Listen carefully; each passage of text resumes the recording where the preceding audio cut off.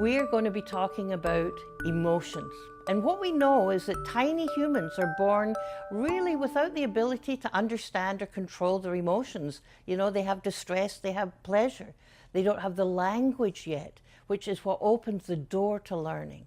They need our help to label the emotions, to understand them through relationship and connection, and that's how they become able to regulate those emotions.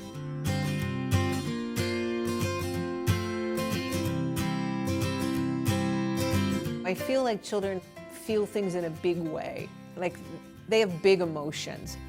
Whereas I think we've learned as we become adults I think we've actually learned what is an appropriate emotion to express and what isn't.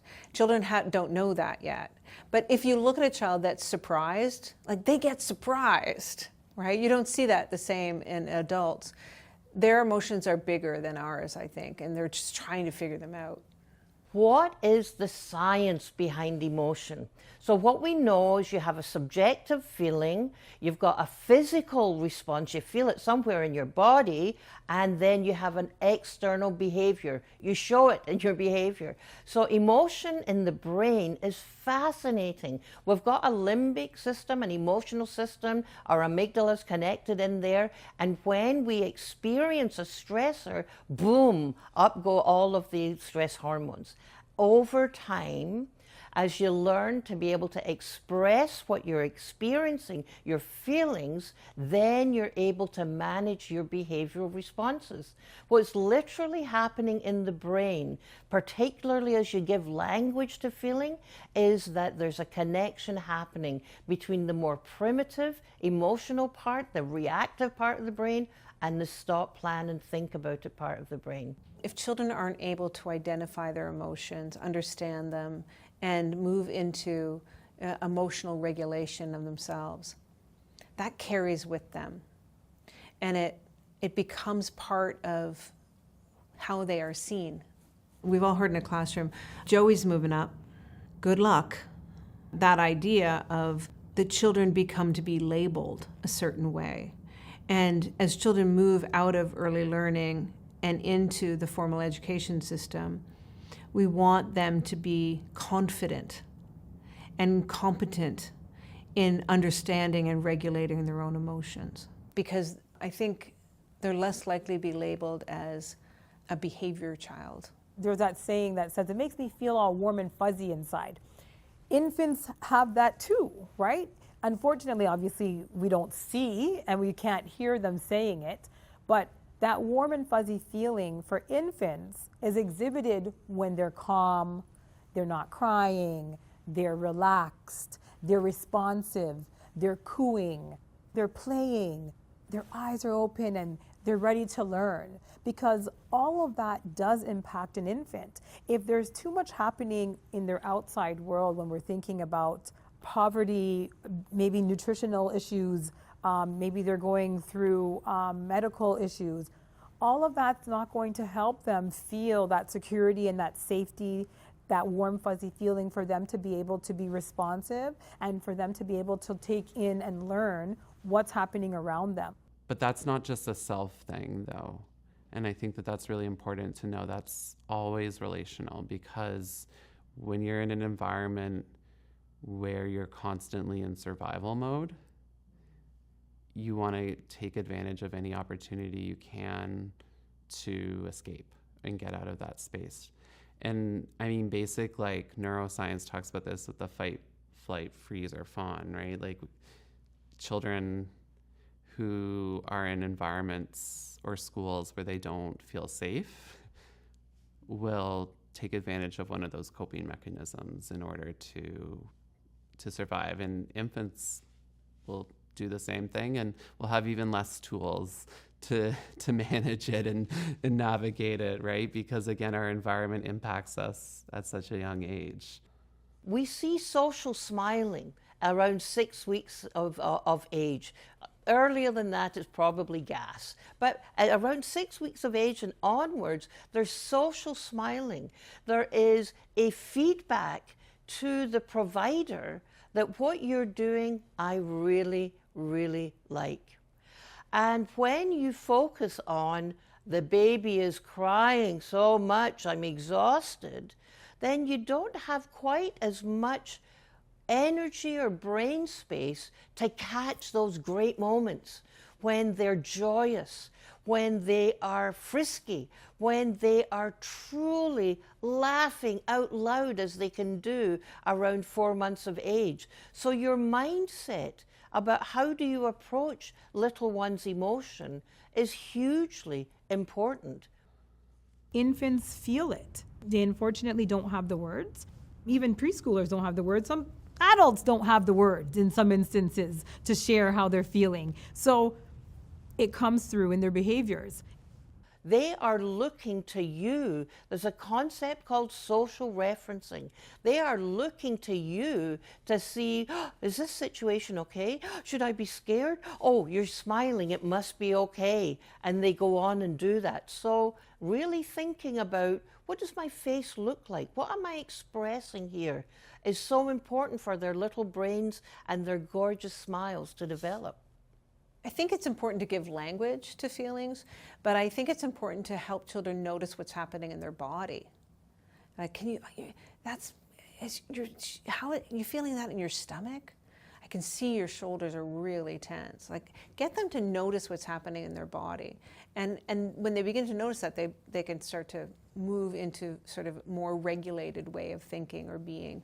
When you are a tiny infant, all you can do is experience. And what the infants experience is distress, I'm tired, I'm sick, I'm hungry, or pleasure, I like what's going on. Then, as kids come into toddlerhood, they have many more basic emotions, joy, anger, surprise, all of those happiness, all of those emotions. They experience them, they feel them in their body, but they don't have the language or the mechanism to be more managing those. So that's why we see, I've got big, big feelings. I don't know how to talk about them. I'm just feeling them. And that is so classic toddlerhood.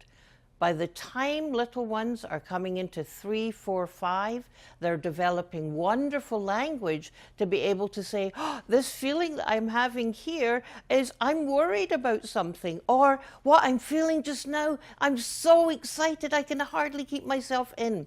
They develop the ability to modify and manage behavior from their emotions over time. We have this idea in early education, another myth, that classrooms should always be joyful. Everybody should be happy. But we're complex human beings with a full range of emotion. So that's not actually true. The theories that we use, especially if you go through the pre-service, post-secondary ECE textbooks, like flipping through them, I think that we focus so much on these very kind of simplified ideas of emotion and what is a good, what is a bad emotion, that we really, I think, almost pathologize people, like children, adults, and we do that in a way that I think means that we're expected to be happy, happy, happy all the time. But that's just like that's not life, right? And that's not life for children in our care, and that's not life for adults. And again, you know, in terms of the stories, that's a very one-dimensional story of who an educator is supposed to be. I think what else happens is we try to distract or to redirect emotion on behalf of happiness. And what happens with children is then they don't begin to understand what that emotion feels like. And when we can name it and we can help to understand it, it helps the child to be able to breathe into it and regulate themselves. If, as educators, we're not paying attention to our emotions, it's going to, of course, project into into the children that we're caring for, and we don't want that to happen. So it's important for adults, educators, parents, whoever you are, to understand your own emotions in order for you to share an understanding to your children and to those who are looking up to you as a role model, their emotions. Environments give us information about how to behave. And I think it's important for us to notice ourselves, what are the kinds of environments that bring us that sense of calm, that sense of comfort? And then how do we bring those into our classrooms? How do we think about how we light our space? How do we think about the different images that children see? How do we think about the different textures that children have in the classroom? What are the smells in the classroom that children have? Those are all important elements of space for children to know how to be in this space. One of the things I like to think about is this idea behind a relationship. If I build a relationship with a family, they're going to be able to accept the information that I give to them and that I'm sharing with them better. We see this all the time, especially, when a parent drops off their child and the child is emotional. We work so hard to get that to stop rather than moving through it with the child and trusting that I'm going to be here for you while you sort these big feelings out. And when you do that, you build a stronger bond with that child and a sense of trust.